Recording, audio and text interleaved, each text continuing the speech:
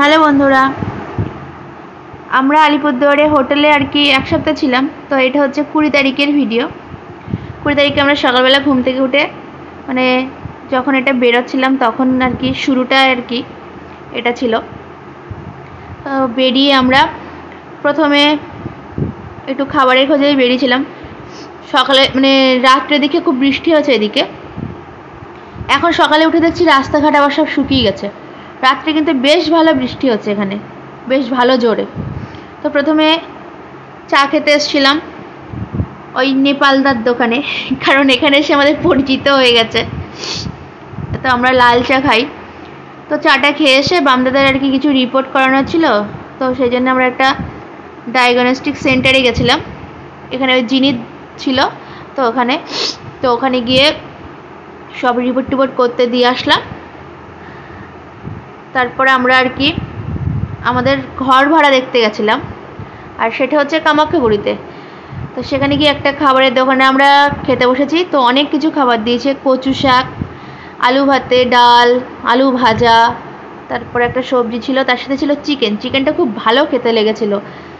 এটা একটা কামাখ্যাগুড়ির একটা হোটেলটা দেখে মনে হলো অনেক পুরানো। তো আমরা কামাখ্যাগুড়িতে একটু এদিক ওদিক ঘুরলাম, ঘর দেখলাম। তো একটা ঘর মোটামুটি পছন্দ হয়েছে। তো তারপর আমরা ফিরছিলাম, অটোতে করে আসতে হয় ওখান থেকে। তো অটোতে করে আসছিলাম, তো দেখলাম একটা স্কুল থেকে গাছ দিয়েছে বসানোর জন্য। নর্থ বেঙ্গলে এত গাছ চারিদিকে, তারপরেও ওদের স্কুল থেকে গাছ দিচ্ছে। এটা দেখেই আর কি খুব ভালো লাগলো যে বসানোর জন্য বর্ষাকালে মানে গাছ দিচ্ছে।